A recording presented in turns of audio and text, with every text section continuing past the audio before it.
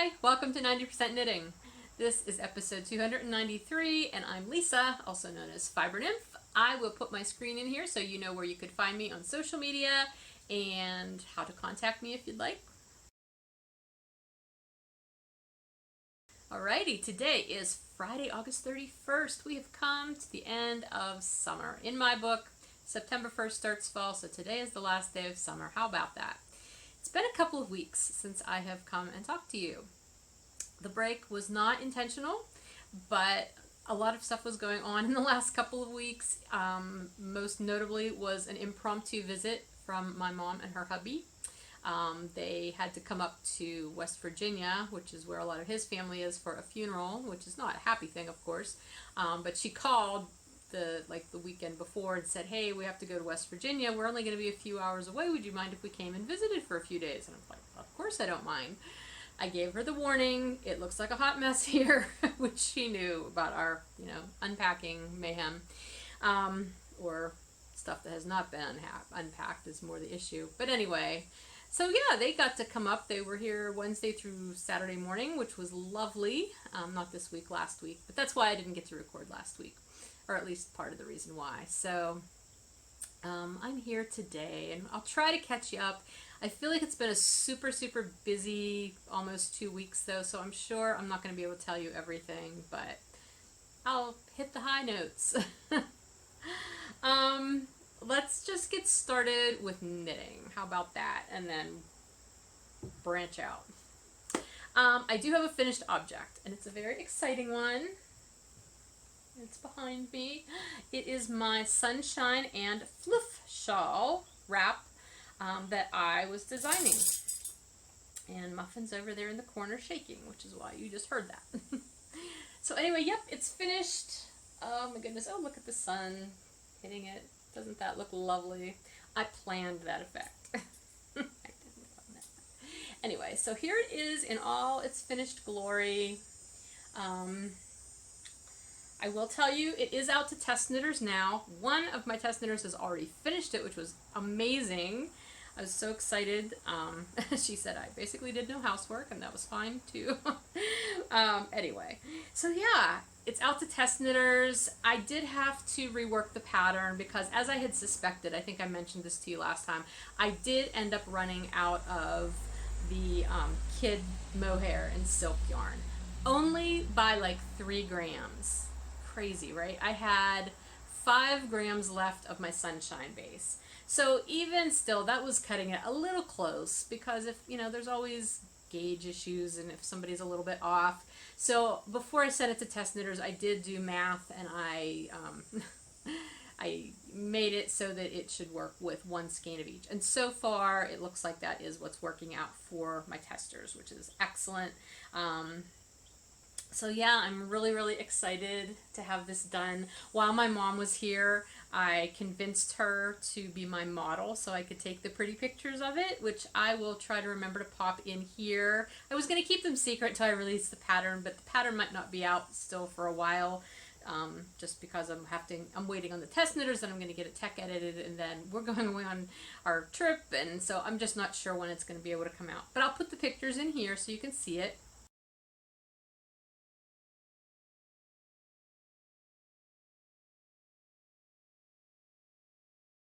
I'm really happy with how versatile it is because it is sort of an odd shape. It's not just an elongated triangle. It does rise up there in the center of it, but I love that it gives it that, like, you can fold it here. I'll do it this way. You can fold it over the top and you get kind of that shawl collar look. It is super humid in here today, so this is not staying on me for very long. But yeah, you can do kind of that. I'm not going to be able to do it sitting down. There. You can kind of get like this shawl collar look if you just wear it like as a wrap. You could pin it that way. That looks really wonky. Look at the pictures I put in. They look much better. Oh my gosh, I have to take that off. This is not weather to wear this fluffy thing in. I think bandana style, the final picture that was up, is my favorite way of wearing it. It just I don't even know how. It's like folds in on itself, and it's so soft and so cozy. It's going to be excellent for winter, and I can't wait to release this pattern. All right, so let's move on to works in progress. I worked a little bit on my son's Christmas socks. I'm still on the first one. This actually has not seen a lot of work at all in the last week or so, because while my mom was up here, he was up here a couple of times as well, and I didn't want to have it out while he was here, so I kind of put it away, and I just never got it back out again after I put it away. But anyway, this is some West Yorkshire Spinners yarn in the Owl colorway, and I am doing the Blueberry Waffles texture pattern. And so you saw it last when I was picking up the gusset stitches for the heel. So obviously I've done that. I've knit the heel, all the gusset decreases, and I'm on the foot. I've probably got another 2 inches to go or so on the foot. I guess I could put it on a blocker to show you. Sorry. I've got another 2 inches to go on the foot before I will do the toe. This is always a little tricky on needles. Let's see. No, I don't want to do that. Sorry. I didn't think this ahead of time. Think about that. But so there it is. It's a really pretty colorway. I love West Yorkshire Spinners bird colorways. You know, you've seen me knit them before and talk about them. They're just a lot of fun. And I do like how the texture is turning out on this. I wasn't quite sure that I would like that, but I don't think it detracts from the colors, nor vice versa. I don't think the colors make it too busy for that pattern. That Blueberry Waffles pattern is so simple, and it just adds a little bit of visual interest without being overwhelming, so it's all good. And clearly I did not do the contrasting heel. I think I mentioned that last time. I don't know if I'll use the contrasting yarn for the toe or not, because I know I'll have plenty of yarn just in the regular colorway for both socks, so I don't know. There's not really a lot of reason to do that at this point. I know my son won't care at all. All right. I don't remember who the designer is for the Blueberry Waffles pattern. I'm sorry. I'll try to remember to put that in the show notes. I know it's written for a heavier weight yarn. I think it's a DK weight sock pattern maybe. But it's been, you know, everybody and their uncle I think has used that pattern for every other weight of socks and other garments. It's very easy to, you know, use for whatever. It's a stitch pattern basically. Okay, so everything else I have to show you are all new things that I have cast on since you last saw me. And the one I did talk about, and that is my sweater that I am knitting for the Woolly Thistle Sweater Cal 2018, which started, I can't remember, I think August 22nd or something, and it goes through October something. The 24th maybe? Yeah, anyway. So, I am doing the So Faded sweater, but I'm not doing it in a fade. It's going to be more of a stripy thing once I get past the yoke. And I am doing it in sport weight instead of fingering weight. So yes, I'm giving myself all kinds of, you know, obstacles to overcome with this. That's the pattern, sorry. The So Faded sweater, which again, everybody and their uncle seems to have knit one of these. It's by Andrea Mallory. It's a really cute sweater. I'm knitting it out of Frangipani, which is a yarn that the Woolly Thistle carries. Here, I'll show you this yarn first, then the sweater. It comes on cones. So this is the Damson colorway, which I already had. For this knit along, you're supposed to use at least 80% yarn that came from the Woolly Thistle, so that's not hard for me because you know I love my Woolly Thistle yarn. Anyway, so this is Damson, which that is pretty color accurate. It's just a really nice deep purple. It's looking a little redder on my camera, but it's not red at all. It's a nice purple, deep eggplanty purple.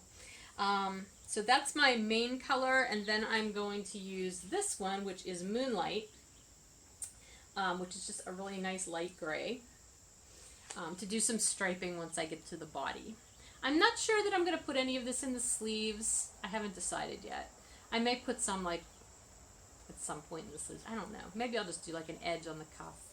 I'm not crazy about stripes on sleeves, frankly. I kind of like my sleeves to be solid. Anyway, this is Frangipani yarn, which is from England. It's a Guernsey yarn. It's meant to knit Guernseys, which if you're not familiar with what a Guernsey is, it's a traditional type of sweater that's knit on a very, very tight gauge. And it's all like knit and purl texture. There's at least one person in the Woolly Thistle sweater knit along who is doing a Guernsey out of this yarn. And she's like, this is going to be bulletproof. I'm like, yep, because I'm knitting mine on much larger needles than she is, and it feels very stiff. But here's the label. Yeah, traditional Guernsey tension is approximately 32 stitches to 4 inches on 2.5 millimeter needles. So that's tight. I'm using US 4s for mine, and my hands hurt. Because this is a yarn that, it's a 5-ply, like I said. It just does not have, it's a very tight ply, and it does not have a lot of stretch. It is 100% wool. It's not superwash.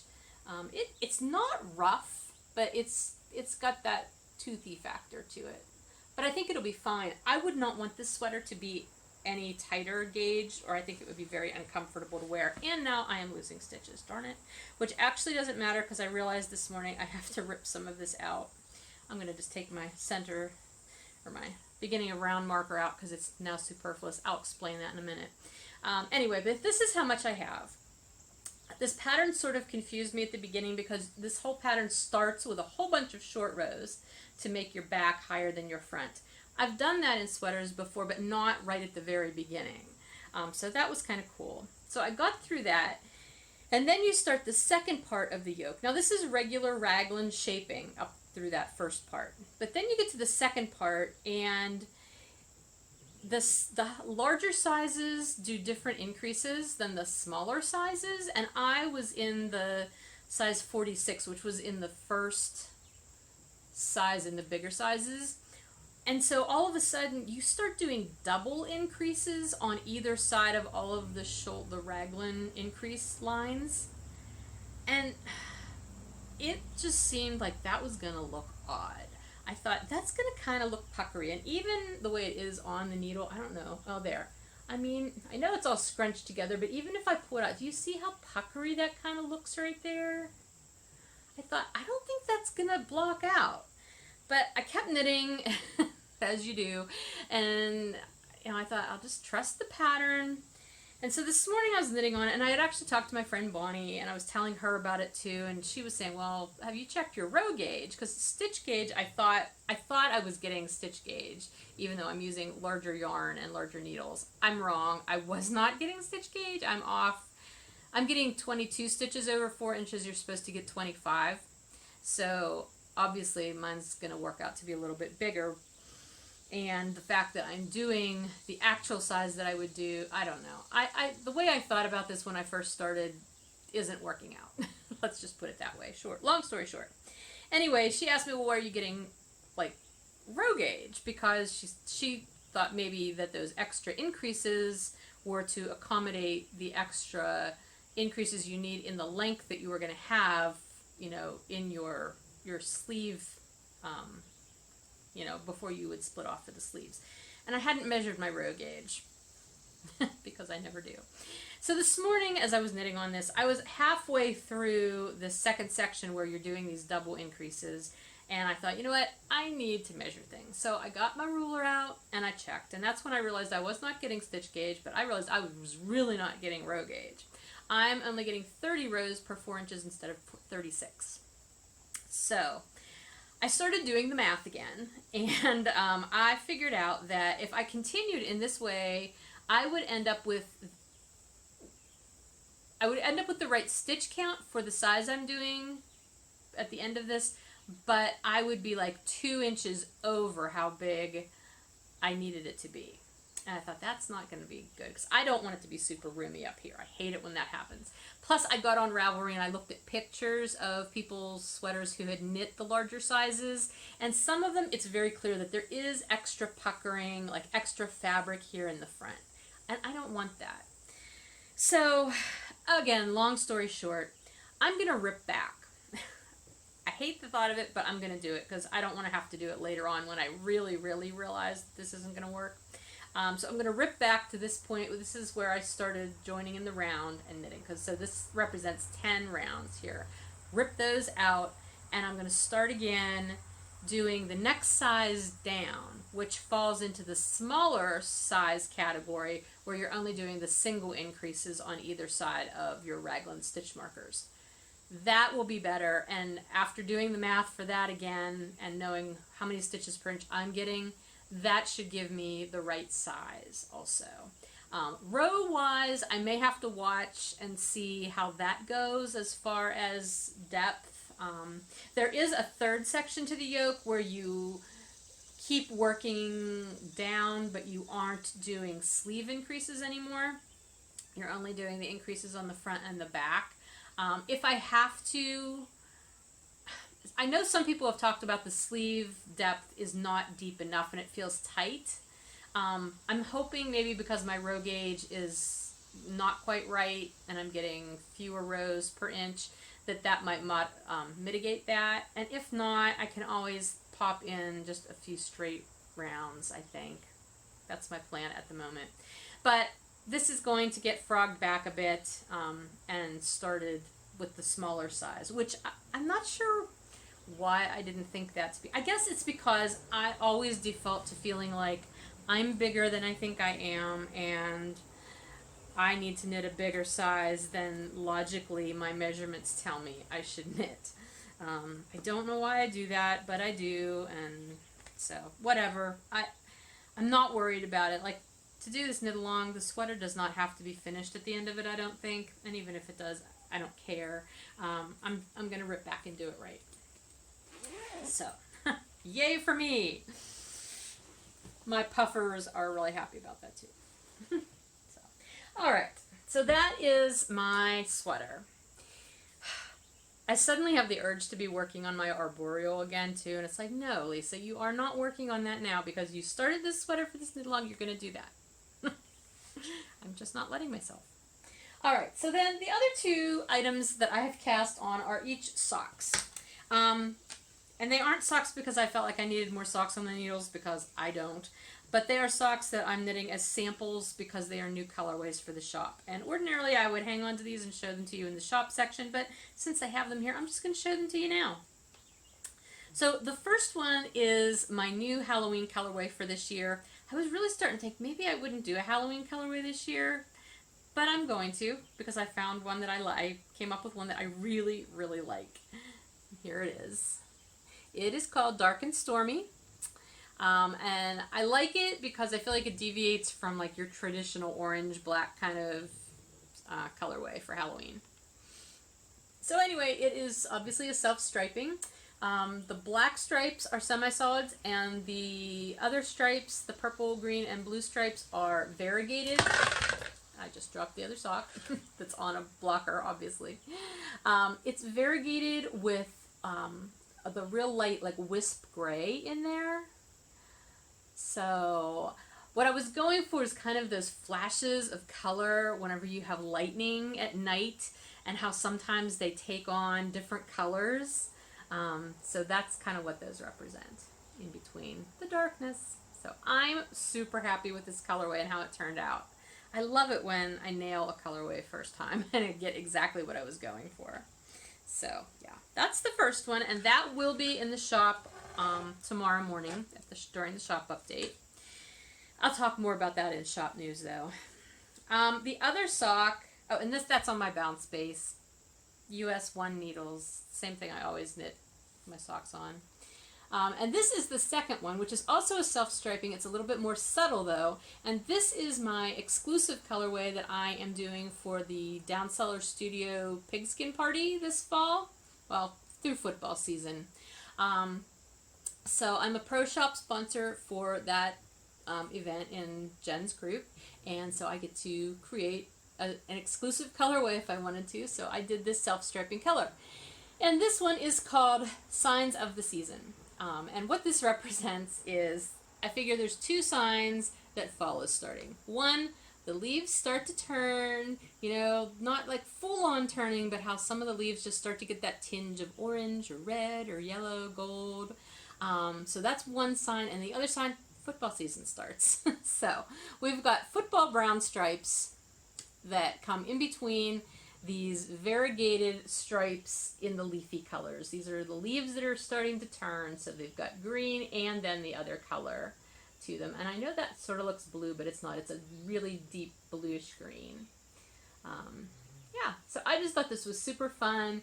It's definitely a more subtle self-striping because of all that variegation, but I really like it. This is actually the second version. I did not nail this one the first time. I had to do that one again to get it how I wanted it, but I'm really happy with how it is now. So that's the second sample. And again, on my Bounce Base US ones, both of those though I'm offering on different bases. And again, I'll talk more about that when we actually get to the shop segment of the show. All right. Sorry, now I have to find a place to sit. Oh, shoot. I did not put my pattern away for my sweater. I have to do that later. I believe that's all of the knitting that I have for you. I feel like I did not get to do a lot of knitting because I was so concentrated on finishing that wrap to begin with, and then once I started that sweater for the knit along, I really wanted to work on that sweater. So the socks have kind of just been the last couple of days because I needed to knit up samples for the shop pictures. But that's okay. I did do some spinning though. I finished the Unwind Yarn Company BFL in the Dolomite color. I love how it turned out. This color is so pretty. Can I get it to focus? I don't know. Things never want to focus right. Maybe if I move away. Anyway. It's just really pretty. I was very happy with how it turned out. I ended up doing it in 2 skeins, obviously. Mainly because I plied it on my Traveler, and I don't have jumbo bobbins for my Traveler. So I packed on as much as I could, and this is about 300 yards of a 2-ply. I would say it's a heavy fingering weight, maybe verging on sport. It's fairly even. There's a little bit of variation, but for the most part I think it's fairly even. And then the rest of it I did as a 3-ply, which might seem weird, but I had a little bit left on each bobbin, and I didn't feel like running out on one and then having to, you know, put some on a second bobbin again, so I just chain plied the whole thing, and I got about 93 yards of a chain ply, which means that's 3, so that was probably about 270 yards. I would have gotten like another almost 140 yards of the 2-ply had I done that, but it doesn't matter. I actually think this may end up being a Christmas gift for one of my knitter friends that doesn't spin. I've got several knitter friends who don't spin, and I never know what to give them, so maybe some hand spun yarn would be a fun gift. I don't know. We'll see. It's pretty though. I love how it turned out. So that was my spinning that I wanted to finish before I did what? Do you remember what I was going to do once I got that finished? My combo spin. Yes, yes, yes, yes. I pulled out the fibers for it, actually, I think before I recorded last time. And I didn't show them to you because I didn't have enough time in the podcast. But I hadn't done anything with them. And the only reason I pulled them out before I had finished this other yarn was because I was moving stuff around in the yarn room, and I figured if I'm moving this anyway, I might as well pull out the colors. So I pulled them out, had them in a basket, but I did not touch them or do anything else with them until 2 days ago maybe, once I had finished this yarn. And then I got them all out, put them out on the dining room table, and set about dividing them up. But since I knew I wanted to show them to you, I actually did a little bit of recording in the process. So I will insert the footage that I recorded while I was doing that combo spin prep in here. So I believe you probably would have already seen that I had finished spinning my Unwind Fiber Company yarn, which was my goal to do before I began my combo spin process. So since that's finished, I have allowed myself to embark upon choosing yarns for the combo spin. So I thought I would just show you what I chose. The lighting isn't great in here. It's really kind of early morning, so I've got the overhead light on, but it'll give you a decent idea. So the ones in this top row are definitely ones that I like together. The ones in the bottom row I think will work, although they're going to definitely be brighter and offer a lot more contrast than the ones in the top row. So I'm still considering those, but I definitely need to use at least a couple of them. Yeah, so let's start here. This is a braid of Tempted. This is 85% mixed BFL, 15% Tussa silk, in a lot of really pretty, rich purples, blues, golds, greens. So that's cool. This is some Into the World, Children of Time, which is all, these are all 4 ounces except for this little bit right here, which is some unknown fiber. I have no idea what that was, but I used it for something and then never finished using it. So anyway, back to this one. This is some Into the World. It's the Children of Time colorway, 40% merino, 40% superwash merino, and 20% silk. I'm not really worrying too much about the fibers all being the same. That's not really a concern to me. Anyway, so this one does not have the golds in it so much, or green, but it does have the purple and some, well, it's got this color, and this brown I think coordinates well with it. I don't know. I like this together with this, so I think that'll work. This is another Tempted fiber, and this is Shetland, so it's definitely toothier than either of these, which have silk in them. But the colors are perfect. Matter of fact, it's funny, I think the colors look very much the same as the ones in that Tempted colorway, which they're not the same colorway. This one is Falling for You or something like that. I can't read the writing. And this one is Flying High. So I believe those were both club colorways. I have been in her fiber clubs in the past. Okay, this one again, this is just a mystery bump of fiber that I have left. I had it stuck in this bag, but it was not from there. But it's a lot of those same colors, so I think it'll work out well. And it feels like it's probably a BFL. That would be my guess. Okay, then this last one on the top row is from Jinx Yarns, and the colorway name was Lisa, which I think is probably why I purchased it. And it's a mixed BFL. And it's got those blues and purples that are in that first one. And I'm sorry if I'm moving the camera too quickly. Anyway, I think those first 5 really go together nicely. So then we come down to this second row, which is more of the question mark row. I think out of these last 4, this one, the colors really work well with all these others. This is a fiber optic gradient, which is a 80-20 merino silk blend. So color-wise, I think it probably goes super well. I mean, like, if you compare it to, like, if you hold it up with this one, I don't know. I think they go together well. I think it would work well.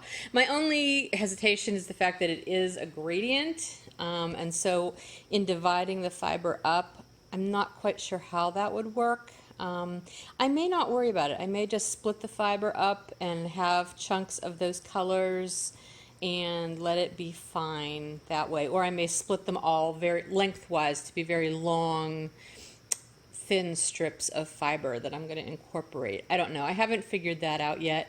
I bought that gradient originally thinking that I would spin it and then chain ply it into a nice long gradient, but I'll tell you honestly, I will probably never do that because I did a lot of gradient spinning for quite a while, and then I got really burned out on it, and I'm just not feeling it. So I don't have a problem dividing that up and sticking it in here. And you know what? If I ever want to do another one of Kimber's beautiful braids, I can get one because she vends at a lot of places that I go, and I can always get another one if I want to do a gradient. All right, so then that leaves these 3. These are all definitely brighter, you can see. This one, this is a Leading Men Fiber Arts braid. which I believe is the Steve and Andy colorway, yes, on Superwash BFL.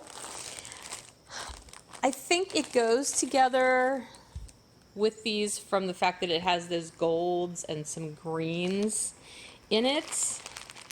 It does not have any purples, it doesn't have any blues, but like it's just light, and I think it's lighter, obviously, and I think it would look pretty nice mixed in. And that's the whole point of this. The colors don't really have to matchy match. These two, okay, so this is a diabolical braid, and this is very starry, which I can totally see Starry Night in that fiber, can't you? Oh my gosh, it's so pretty. And this is a mixed blue face Leicester, mixed BFL. So again, it's got the blues. I mean, I think it goes really well with the blues in that one. The gold is much brighter than most of the other golds, although I think it would tie together well with the golds in that one. And there are some greens in there too, although it's probably just from where the blue and the gold come together. So I don't know, I like it with these. It's much lighter. And then this last one is another Into the World braid called Blink, and it is some Superwash Targhee. Now, I like the colors in this. It's got this really bright kind of berry red in it, though, that is really not present in anything else. So that is my only hesitation with this one, because otherwise it has purples, it has blues, greens, a little bit of this light yellowy gold kind of color. So I'm not really sure if that berry red would stand out way too much. My hunch is that it would provide some really nice pops of color because it's the only one, and you know, if I do this the way I think it'll work out, you know, those pops of color will be scattered throughout the whole thing. Plus, it'll be two-plied, so you know, there'll be a lot of barber pulling. I don't know.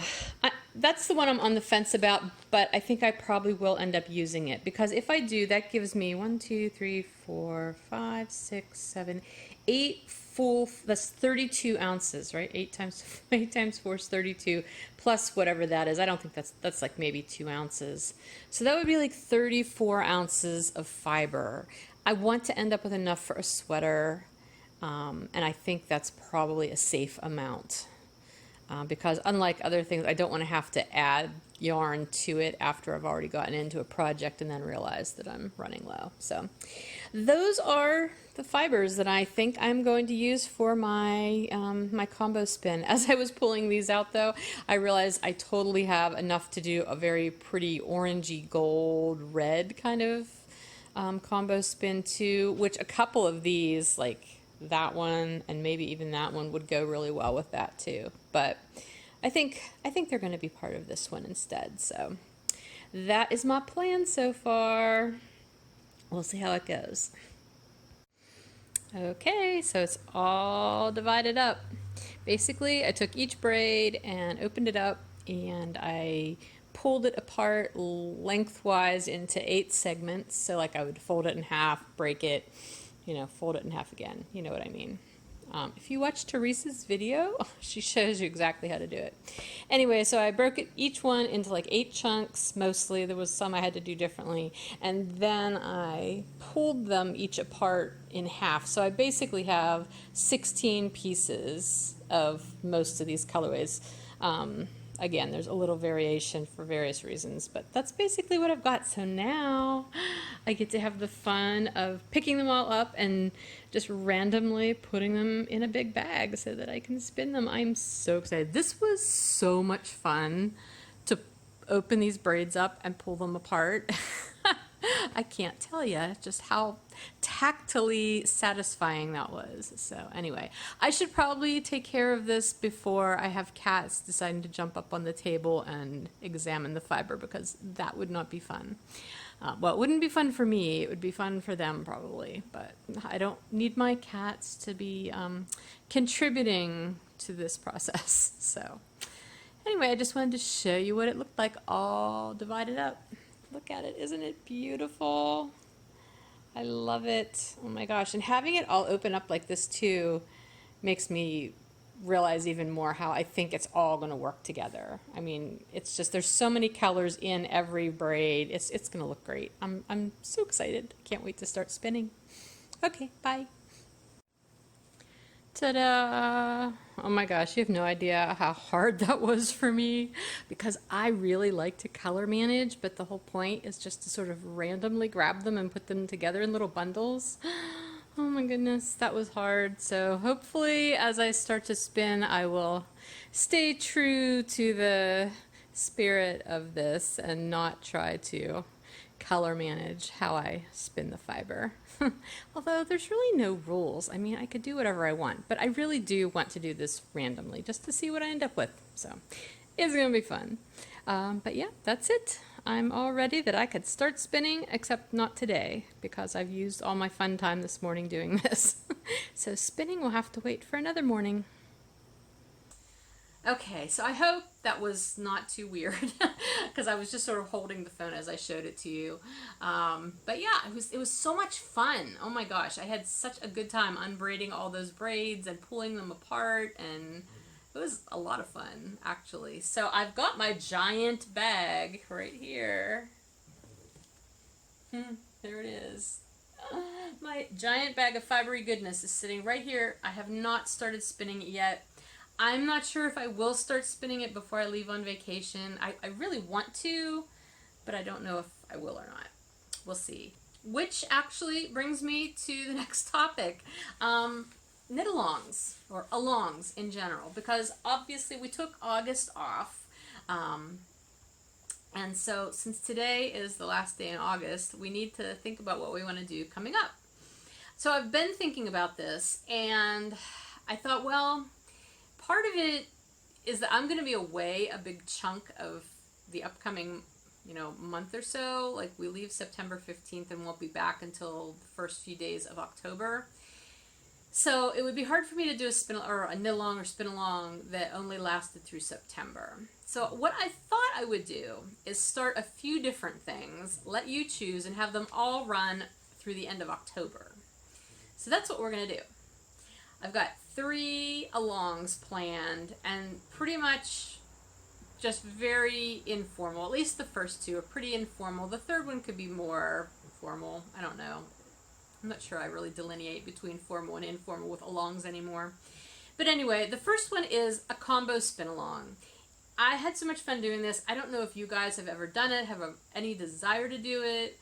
But if you would like to combo spin along with me, join me. It doesn't have to be as massive as mine. Like I used 8 different braids. Even if you have just like 2 braids that you would like to spin together, pick those and do a smaller amount, and that's fine. Yeah, however you want to do it. If you would like to try doing a combo spin, join me. So I will be opening a thread for that in the 90% Knitting group. And again, that starts now and will run through the end of October. Second, since I'm working on this sweater for the Woolly Thistle knit-along, and I have other sweaters that if I actually happen to finish this sweater, I might start working on my other ones, I decided that we would have a Finish That Sweater along. Because I know several people have talked about having some sweaters languishing on the needles.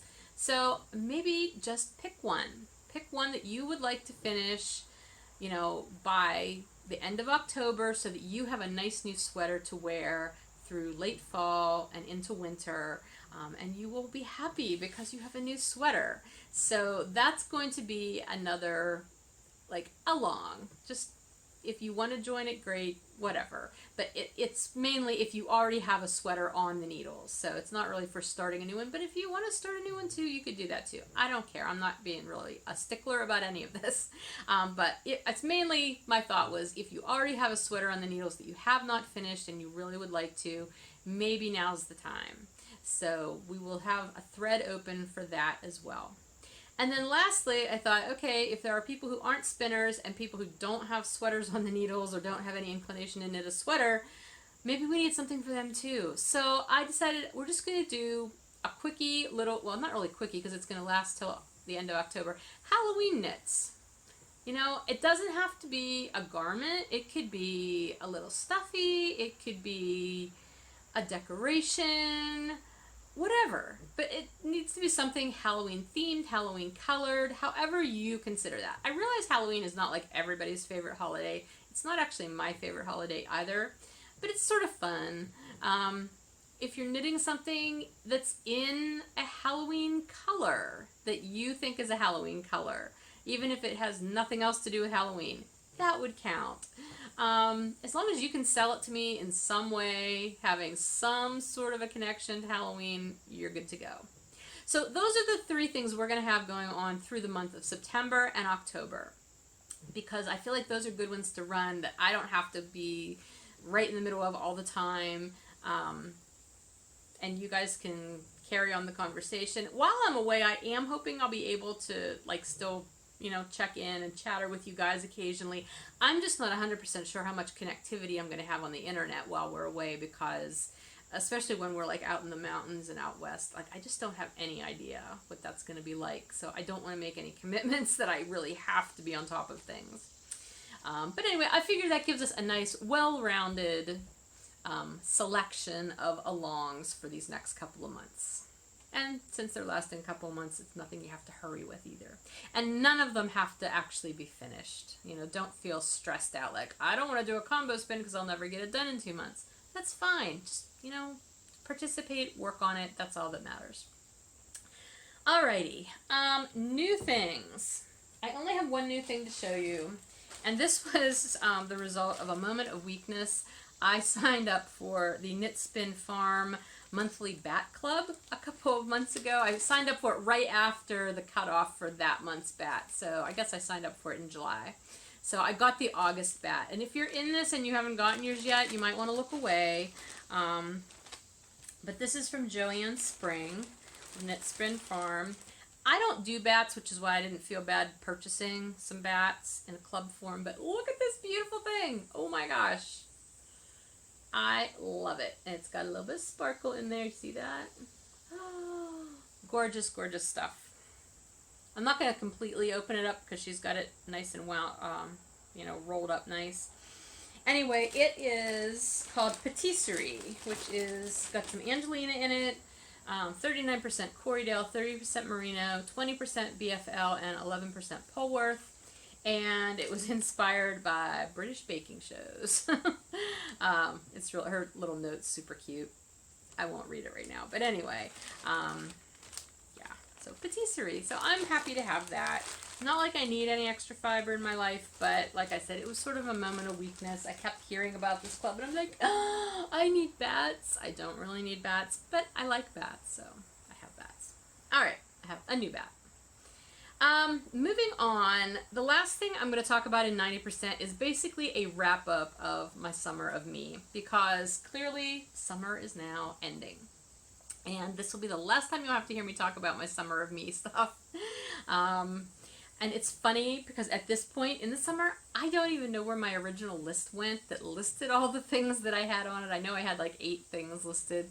So I do have a list of stuff on my show notes that kind of follow that from that I've been carrying forward from week to week in the podcast, but they're not the specific topics, but they all relate. So I'm just going to go down through this in sort of a general way, just gauging how I feel like I did through the summer. It's not like I needed to be graded, but this is how I function. So anyway, if you're a new viewer, I chose, back in just June, I had just gotten off of a really crazy busy whirlwind of the first part of the year. I sold my house at the end of May. I had a really, really busy show season. We've been doing a lot of stuff to get ready for selling the house, moving stuff up here. Everything was just crazy. And so once summer finally got here, June was here, I had a little bit, life slowed down a little bit, and I decided I wanted to focus on things for me over the summer. In addition to working, obviously, but I really wanted to focus on things that would make me happy. So that's what this was all about. And I did invite you guys to come along on that and share with me in the Summer of Us thread in the group what you guys were doing. And so that's been fun to read when people have posted in there too. But anyway, for me, the first thing on my list was unpacking and organizing, which is just an ever-present task. It's still happening. I did actually get more done, though, the week my mom was here. Not a ton more. She's like, oh, I can unpack for you. I'm like, no, Mom, you really can't, because there is nowhere to put anything. But I did get a few bags and boxes unpacked and found some stuff. I'm like, oh, that's where that was. Yay! Overall, I feel like I did a pretty good job. It goes in spurts. I've gotten things put away. I've purged some stuff. I've started doing the destash, yarn destash on the Instagram account that I started specifically for that, which was the Fiber Nymph Destash account. It's still there. I'm adding things to it as I can. As a matter of fact, I just added a bunch of indie dyed yarns this past week, which there's still some in there.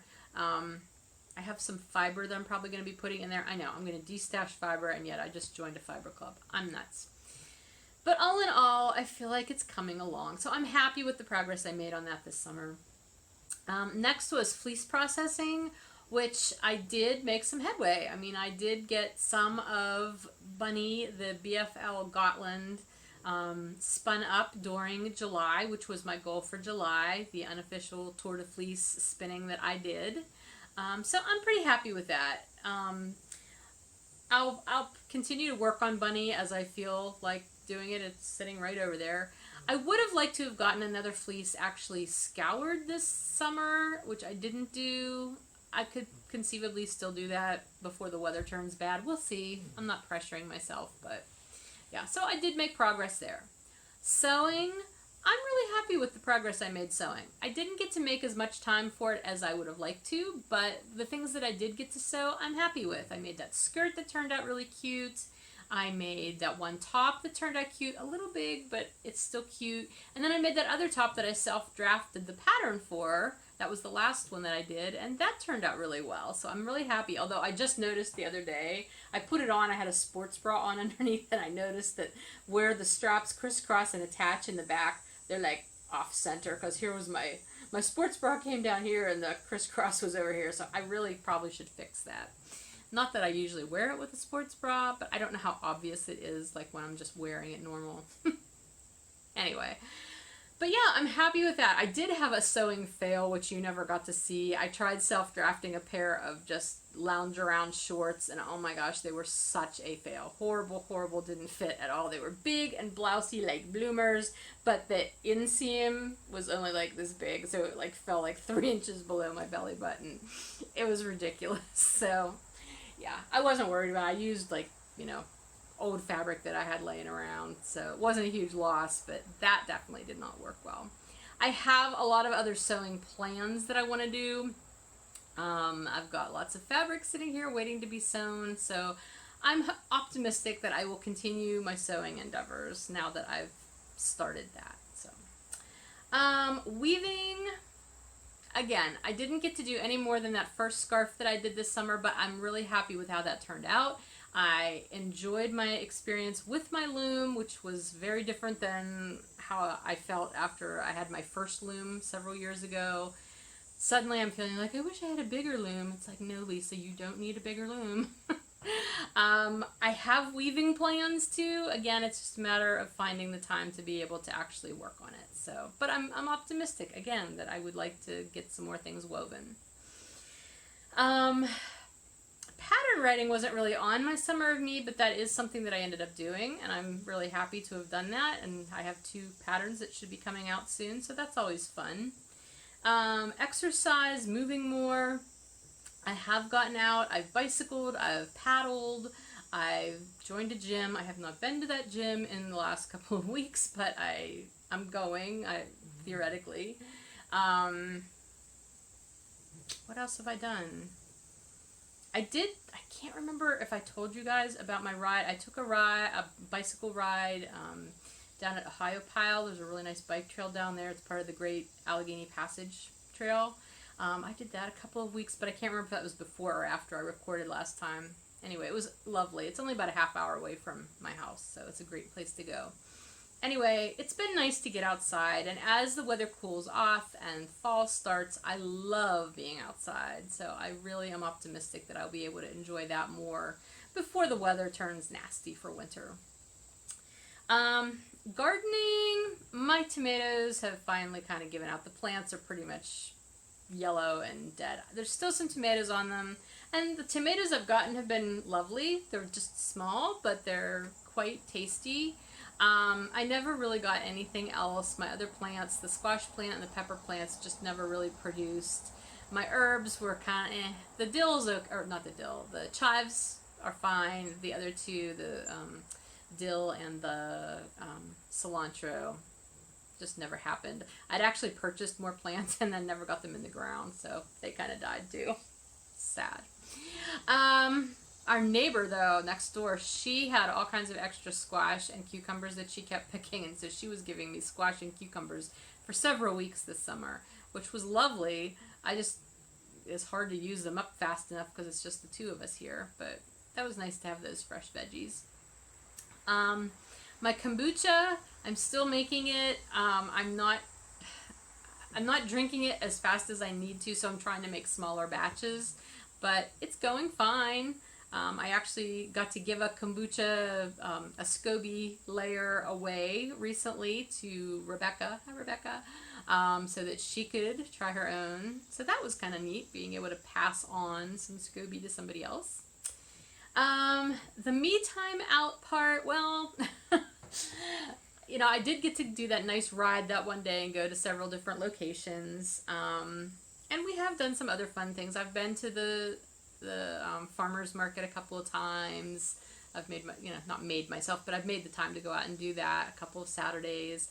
My husband and I and my son, who lives near here, we went to a fundraising dinner for the Jacobs Creek watershed, which is the watershed next to us. We're actually in the Sewickley Creek watershed here, but I paddle a lot in the waters that are associated with Jacobs Creek, so we went to a fundraising dinner at a farm for that. That was really cool. It was a farm-to-table kind of dinner.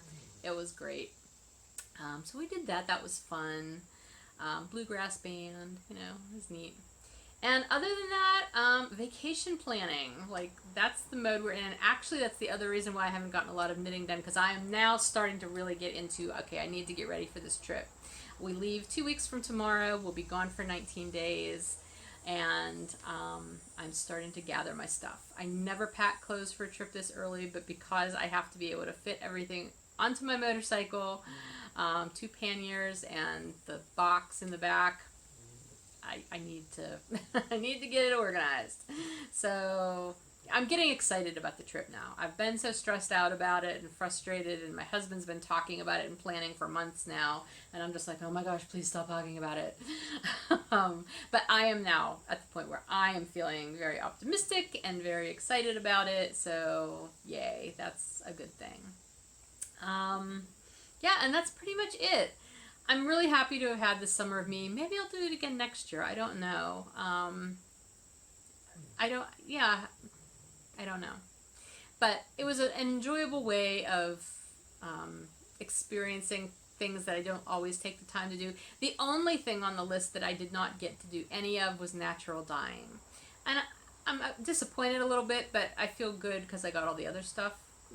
I touched on everything else. I did read about it and research. I just have not had a chance to actually do it. So I figure that's not too bad. One thing out of all those things. It's pretty good. Alright, that's everything for 90%. I am going to pause here. I do have some shop news. There will be an update tomorrow, which is Saturday, September 1st, at 10 a.m. It will have some fall colorways that I did not get up in the last update. Actually, one fall colorway that I didn't get up in the last update, and my Halloween colorways that I'm dyeing for this year. This is probably going to be the only dedicated update to Halloween colorways that I'm doing this year, again, because of my upcoming vacation. That's not to say I won't add some other colorways here and there, but this is the only update I'm doing specifically to put Halloween colorways in the shop. So if you'd like to hear about that, as well as some news about my new shop site that's going to be opening in October, stay tuned. But if you're not going to hang out for that, I totally get it. Thank you for watching so far. Otherwise, I'll be right back. Okay, I'm back. Hi. So this is shop news. The most important thing to tell you about right now is that there will be a shop update tomorrow, which is Saturday, September 1st at 10 a.m. Eastern. This is going to be my only dedicated Halloween colorways shop update this year. I'm not saying that I won't maybe restock some Halloween colorways or add some other ones at a later date, but this is the one update that I'm doing where I'm definitely saying, yes, there's a lot of Halloween colorways going up. So if you're interested in Halloween colorways, this is the update to hit. This is also going to be the last official update that I do in my current shop site. As you know, I'm going away on vacation. I've talked about it enough. We are leaving September 15th. I have been working to build a new website with a website designer, and he's doing an amazing job. I need probably more than him. I need a transition phase between the old shop and the new shop, especially with vacation in the middle there. So there's going to be a period of about 3 weeks where my shop is going to be completely closed. So from now through the 13th of September at 6 a.m. the shop will remain open. Everything is business as usual. 6 a.m. on September 13th, I'm closing my shop. The shop site will not be active there until I reopen at the new shop site. What you need to know about the new shop site is it will not be the Big Cartel address. So if you are accessing my shop by going to fibrenymphdyeworks.bigcartel.com, you will no longer be able to do that. I'm hopeful that I'll be able to put a message up directing you to the new site if you do go to that old site. But just know to get to the new website where the shop will be located, it will just be fibrenymphdyeworks.com. That's where it's at. It'll be super easy. You can actually access the shop from there now. If you go to fibrenymphdyeworks.com, that is my website. And there is a link to the shop, like up in the menu, but that takes you off of my website onto the Big Cartel site. Once I have the new website up, it'll all just be on my website. I'm so excited about my new website, guys, and the new shop. The new shop is going to have features I couldn't even ever think to offer you guys through Big Cartel. There will be a wish list. There's going to be an account. You can set up your own account so you can track your orders. And look back at things. There's just going to be so many cool features to the shop. I can't wait. A lot of work to get there, but I'm so excited about it. All right. So in the meantime, shop update tomorrow. Let me show you what there's going to be. If you watched the first part of the podcast already, you have seen my new Halloween colorway for this year. So let me show you that again. This is the new one that I absolutely adore. It's called Dark and Stormy. It has the black wee stripes in between the 3 different variegated stripes in the bright purple, green, and blue that are variegated with that wisp gray. And as I explained earlier, this my inspiration for this is like how when there's lightning storms late at night, sometimes when you get those flashes, and the flashes almost have these bright colors in them sometimes in the storm, depending on the atmosphere and things like that. So that's kind of what this was all meant to represent, is that those flashes of really cool color you sometimes see in storms. So, Dark and Stormy. This will be available. This is on Bounce. I have it available on several different bases. So, as always, just look at the shop listing and you'll see what bases it's available on. I do plan to restock these between now and Halloween. If they sell out, I will do that as quickly as I can. But yeah, I'm really, really happy with Dark and Stormy. I just think it's such a fun colorway. And I love the fact that it diverges from your traditional black and orange kind of color scheme for Halloween. So anyway, Dark and Stormy. Okay, I'm getting all tangled up here. So that will be in the shop for the update. So now other Halloween colorways that I've done in the past that I will have. I've got a lot of Halloween colorways and I cannot possibly do them all. So I picked the ones that are the best sellers. Or have been the best sellers. So this is my Hallow Pie, which is one of my pie striping colorways. It follows the pie, the digits in pi, the striping sequence is the digits in pi numbers. Okay, so Hallow Pie is a 5 different color striping pattern that obviously does not repeat, and they are all variegated stripes of dark and lighter colors of purples, oranges, greens, golds, and black gray. So there will be some of this up, I believe in Bounce and Bedazzled. This one is obviously when I started knitting the sample a couple years ago when I first came out with this colorway, and then I stole the needles out of it because that's what I do, because I'm that way. Anyway, I do have that ready to be reskeined. That's why I'm not showing you the actual skein. From last year, there was Hallow Speckles, which is a 2-stripe colorway. So you have the black stripe, which is a wide stripe, and then the speckled stripe, which is also a wide stripe. So they're the same size stripes. And the speckled stripe has those bright pops of purple, orange, toxic green, and bright gold. So super fun. This was really, really popular last year, so I did up a whole bunch of that. I think I have it on Bounce, Bedazzled, and Traveler. This is actually the Traveler skein. There will be some of my traditional Halloween inversibles, black and orange. Got a few sets of those. This is one of my first Halloween colorways I ever did back when I first started the shop over 7 years ago. Hijinks. This has been a perennial favorite. It's a 3-stripe colorway, and I enjoy dyeing it. It's dark gray, orange, and purple. Very traditional Halloween colors, but just super fun if you prefer a more traditional look with simple stripes. And then, as far as the new colorway, the Dark and Stormy, I also did mini sets based on that.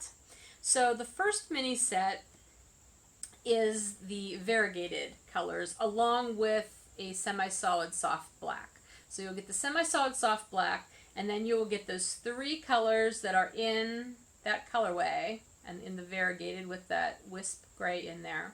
But since my mini sets always have 5 or 6 skeins, I had to add at least one more. So I did up, it's a bright orange, but the wisp sort of muted it, so it's sort of a goldy orange. So you're getting that one as a bonus color, even though it's not in Dark and Stormy as the actual colorway. So these will be the Dark and Stormy mini sets. I'll have some of these on Bounce and on Bedazzled. And then I also just did up those same colors, but just in semi-solids. So all 5 of those colors in semi-solids, again on both Bounce and Bedazzled. Then I had one of my autumn colorways that I did not get to put in the shop last update, so I did it for this update, and this is After the Harvest, which is a colorway I did a few years ago for a club. It was really popular, so I've continued to put it up in the fall. This is the bright version. I've done this as a bright and as a muted. The club colorway was actually the muted version. I've dyed all of these up that are going into the shop as the bright version. However, in the pictures, I will include a picture of the muted version. If you would prefer the muted version, please either email me, fibernymph@gmail.com, or leave a message in your order and say, please make mine muted, because I can do that really easily. It's an over dye process that I do once I have these completely dyed up and reskeined. I over dye the entire skein. Some of my things that I over dye in the individual stripes, which makes it more complicated. But this I can easily over dye and get to you as the muted version. Just know that it'll take several extra days for me to do that, and then for it to dry and get it to you. But I can do that if you want it. Then, not related to Halloween particularly, I did dye up some additional semi-solid colorways in the new Mountain Tweed base, because you guys really loved that. Thank you so much for your enthusiasm over that. And I'm going to continue to add some colorways in semi-solids for that base as I find ones that I think will work really well. I don't think every color in the world is going to work great with that base, but I liked these. So, starting here, we have Earthenware Red, eggplant, not plum. This one is a bronzy green that I think I've dyed in the past, but haven't dyed in a really long time, and I don't remember what I called it, so it'll be there, but it's a light version. One of the skeins I did came out a little darker, so I'll probably have that one pulled out separately in the listing so you know if you're getting a light or a dark.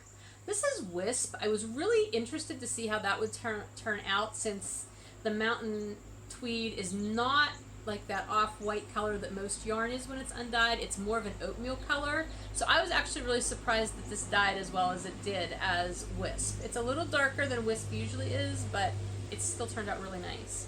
And lastly, Peacock Blue, which I just absolutely love. I think it might be my favorite. So those will be in the shop. I think that's everything. Oh no, it's not everything in the shop. I also will have kits.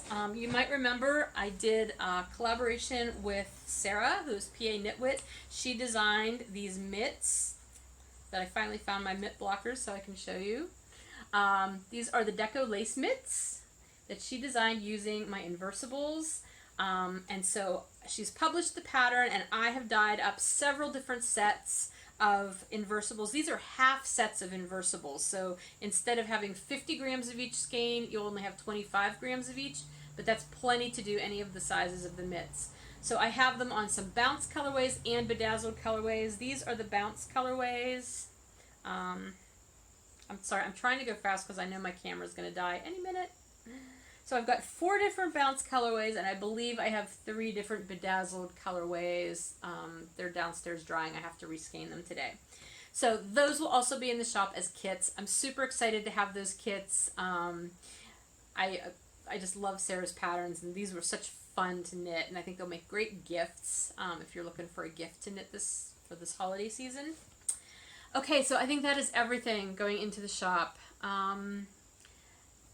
Today is your last day to earn bonus rewards, by the way. I'm not sure I hope this gets up in time for you to see that on August 31st. I will apply your bonus rewards for the Conversions Reward Program if you earned them after today. So you can be looking for those in your post in the Conversion Rewards Finished Objects thread. And that's it. I'm going to go before my camera just dies on me. Have a great rest of your week. Have a great weekend. Remember the shop update if you're looking for Halloween colorways tomorrow at 10 a.m. And I hopefully will be back with you sometime next week. Bye.